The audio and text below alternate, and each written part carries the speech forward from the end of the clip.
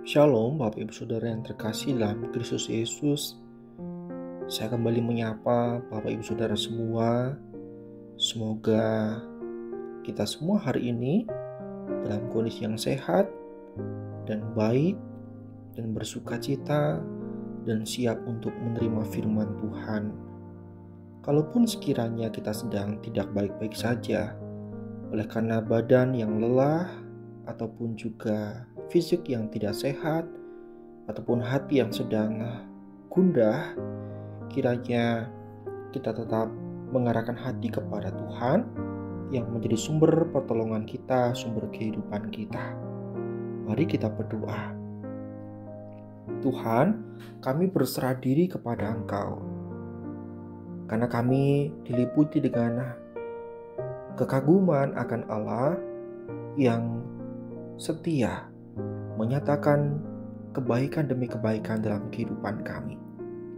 Bahkan setia menyatakan kasih yang begitu besar dengan pegangan tangan yang begitu kuat dan erat. Sekalipun ya Tuhan, kami melepaskan genggaman tangan kami akan Engkau. Kami melepaskan pegangan itu ketika kami hidup dengan mengikuti jalan dan kehendak diri kami sendiri. Maka kami kembali mengarahkan hati kepada Engkau. Penuhilah dan berkaryalah dalam diri kami pada pagi hari ini. Demi nama Tuhan Yesus Kristus kami berdoa. Amin. Firman Tuhan di dalam Lukas 24 ayat yang ke-32 dari terjemahan baru yang kedua berbunyi seperti ini. Kata mereka seorang kepada yang lain, "Bukankah hati kita berkobar-kobar ketika ia berbicara dengan kita di tengah jalan dan ketika ia menerangkan kitab suci kepada kita?" Bapak Ibu Saudara, Lukas 24 ayat 32 ini merupakan bagian dari rentetan penampakan Tuhan Yesus pasca kebangkitannya, dan khususnya adalah kepada dua orang murid ketika mereka berjalan menuju ke Emmaus. Di sini para murid itu, dua orang itu menunjukkan suatu kesan. Menunjukkan suatu kesan. Jadi perikop ini memperlihatkan Yesus itu Tuhan yang bangkit, menyalakan kembali hati murid-murid yang waktu itu sudah terasa dingin dan penuh kekecewaan. Mereka merasa kehilangan pengharapan karena guru mereka sudah disalibkan. Tetapi kemudian kita tahu bahwa Kristus kemudian bangkit, lalu hadir menampakkan diri kepada muridnya dengan firman. Sebab Yesus adalah firman yang hidup. Sehingga ketika para murid waktu itu berjalan disertai dengan Tuhan Yesus, sekalipun mereka sebelumnya belum mengerti siapa sebenarnya itu adalah Yesus, Bapak Ibu, maka ketika dikatakan hati mereka berkobar, itu sungguh menunjukkan kepada kita dan para murid waktu itu tanda kehadiran Tuhan Yesus, tanda kehadiran kerajaan Allah, bahwa hidup mereka yang tadi penuh dengan kekecewaan, kehilangan harapan itu diubahkan bukan oleh karena keadaan yang berubah, melainkan oleh firman yang menyingkapkan akan pribadi Tuhan Yesus yang telah bangkit itu. Kalau kita pikirkan dengan seksama Bapak Ibu Saudara, tanpa api firman, bahkan kita bisa mengatakan tanpa firman yang hidup itu Tuhan Yesus itu, hati manusia yang sudah jatuh dalam dosa itu begitu mudah menjadi dingin, Bahkan ketika kita merenungkan kehidupan kita sebagai orang-orang percaya, orang-orang Kristen, tetapi kita hidup tanpa api firman Tuhan, iman kita juga bisa menjadi lemah, dan pelayanan yang kita kerjakan juga bisa kehilangan arah. Tetapi firman Tuhan selalu membawa kebangkitan rohani, karena Tuhan kita Yesus Kristus adalah firman itu sendiri. Ketika kita merenungkan prinsip ini, Bapak Ibu Saudara, bagaimana realita kehidupan yang kita jalani hari demi hari? Kalau kita menilai diri kita, apakah kita termasuk orang Kristen yang rutin membaca Alkitab setiap hari? Jika ternyata kita tidak rutin membaca Alkitab setiap harinya, Bapak Ibu, apa yang kemudian berpengaruh di dalam kehidupan atau diri kita sepanjang hari kita menjalani aktivitas dan rencana kehidupan kita? Tanpa kita sadari, ketika kita tidak rutin, tidak setia, dan tidak tekun membaca Alkitab setiap hari, bisa jadi yang menjadi kekuatan kita adalah motivasi duniawi yang menunjukkan kehidupan tanpa firman, yang kemudian justru akan merongrong iman kita. Iman kita menjadi dangkal, mudah goyah, tidak tangguh ketika masalah datang menerpa.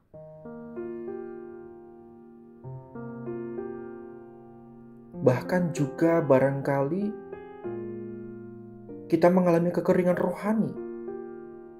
Bukan karena firman Tuhan tidak tersedia, tetapi firman Tuhan tidak menjadi prioritas kita. Sekurang-kurangnya 10 menit, tetapi kita lebih banyak menghabiskan 3-4 jam untuk scroll media sosial. Padahal Bapak Ibu Saudara yang terkasih, membaca firman Tuhan dan merenungkannya dalam saat teduh, dalam waktu-waktu hening, waktu-waktu pribadi bersama dengan Tuhan yang secara sengaja dan komitmen, dan kita tetapkan hati untuk melakukannya, akan berdampak pada otak, pikiran, dan tubuh kita. Saya merasa bahwa emosi dan motivasi saya terjaga ketika saya membaca firman Tuhan dan merenungkannya. Saya juga lebih fokus mengerjakan apa yang saya rencanakan sepanjang hari itu ketika saya membaca firman Tuhan dan merenungkannya.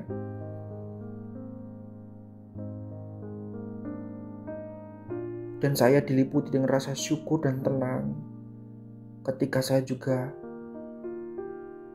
berupaya memperjuangkan tekun membaca firman Tuhan.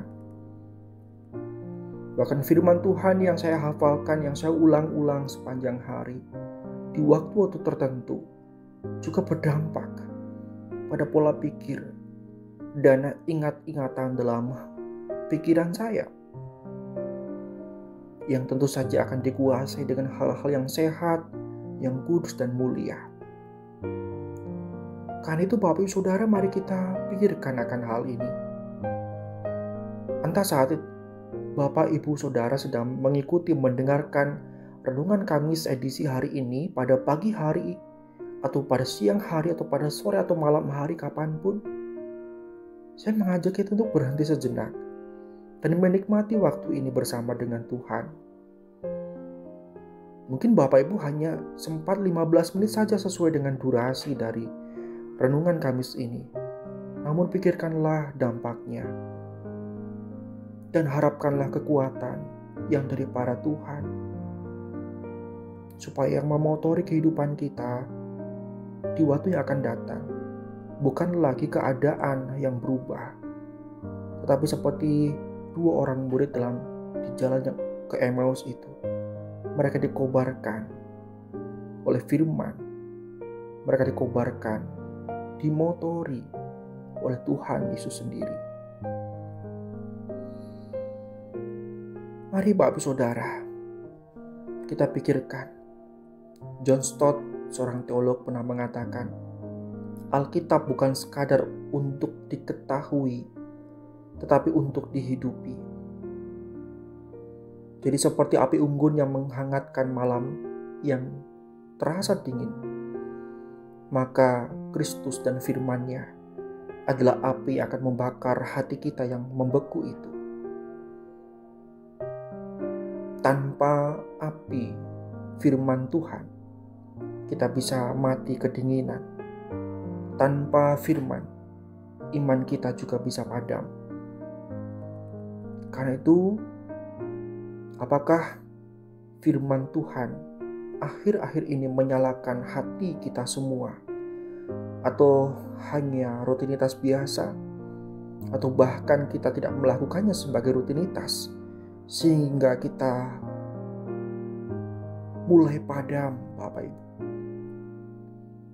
Karena itu saya mengajak kita untuk hari ini memberikan ruang yang lebih luas bagi firman Tuhan untuk membakar hati dan mempengaruhi, bahkan memperbarui pikiran kita. Mari kita berdoa. Mohon belas kasih-Mu Tuhan, kami sungguh bersyukur karena firman-Mu pada hari ini mengingatkan kami untuk kami kembali mengoreksi diri kami dan meneliti kehidupan kami.